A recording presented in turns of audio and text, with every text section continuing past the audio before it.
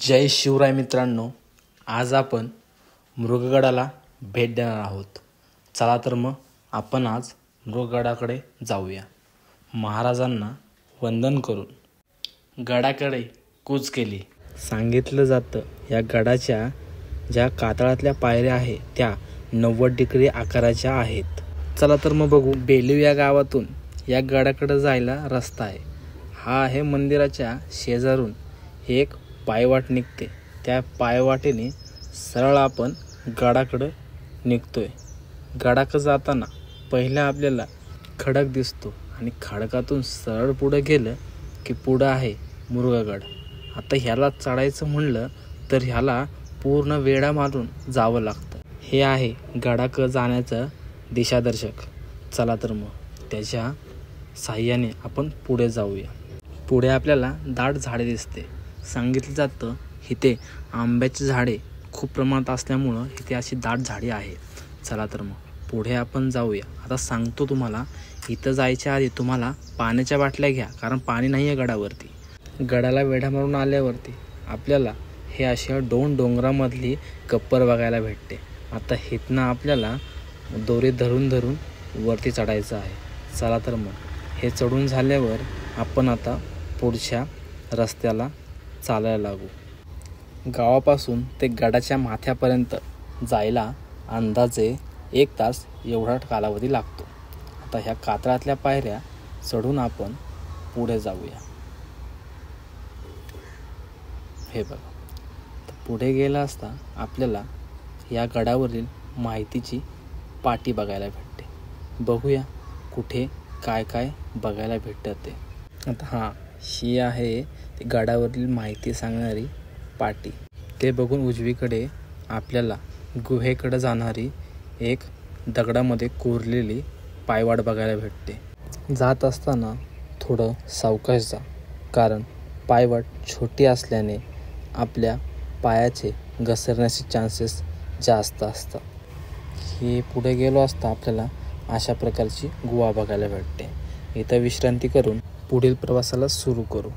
या गडाचं वैशिष्ट्य म्हणजे रायगड जिल्ह्यातील सुधागड तालुक्यातील हा एक डोंगराळ किल्ला आहे. हा गड 1750 फुटाच्या उंचीचा असून यावर कातळामध्ये कोरलेले काम जास्त प्रमाणात बघायला भेटतं. या गडाची निर्मिती लोणावळा, खोपोली, खंडाळा यांच्यावर पहारा ठेवण्यासाठी याची निर्मिती झाली आहे. आता तुम्ही बघू शकता, हे जे मी म्हणालो होतो 90 डिग्रीचा जे कातळात कोरलेल्या पायऱ्या आहेत, ह्या तुम्ही आता बघू शकता.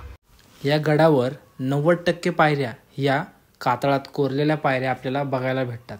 आपण या पायऱ्यातून वरती जाऊया. या पायऱ्यांपासून आपल्याला जो लोणावळ्यापासला टायगर पॉईंटही बघायला भेटतो.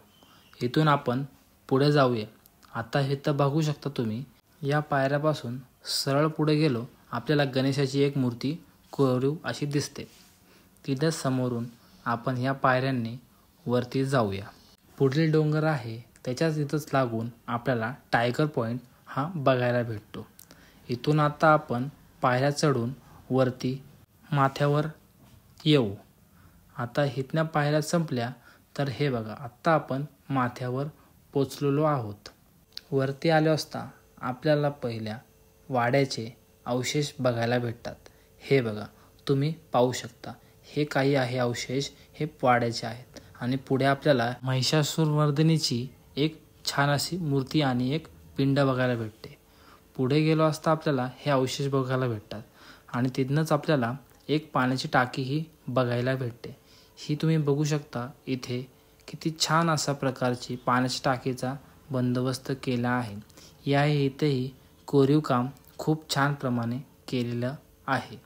आता बघू शकता, आपण इथून जर पुढे गेलो तर इथे काही गोष्टी बनवल्या आहेत. या वाड्याचे अवशेष असे आपल्याला बघायला भेटतात. आता इथनं आपण सरळ पुढे जाणार आहोत. आता पुढे गेलो असता तर इथे आपल्याला काही वाडे बघायला भेटतात. आता या वाड्यामध्ये आपण जाऊन बघूया की काय काय आपल्याला इथे पाहायला भेटतं. आता पुढे आपल्याला एक लगडामध्ये रांजण बघायला भेटतं. या रांजण बघून आपण इथे बघूया. पुढे गेलो की आपल्याला काही टाक्या भेटतात आणि एक ध्वज असा पूर्वेकडे बघायला भेटतो. तिथनं तुम्ही या व्हिडिओला लाईक, सबस्क्राईब आणि शेअर नक्की करा. धन्यवाद.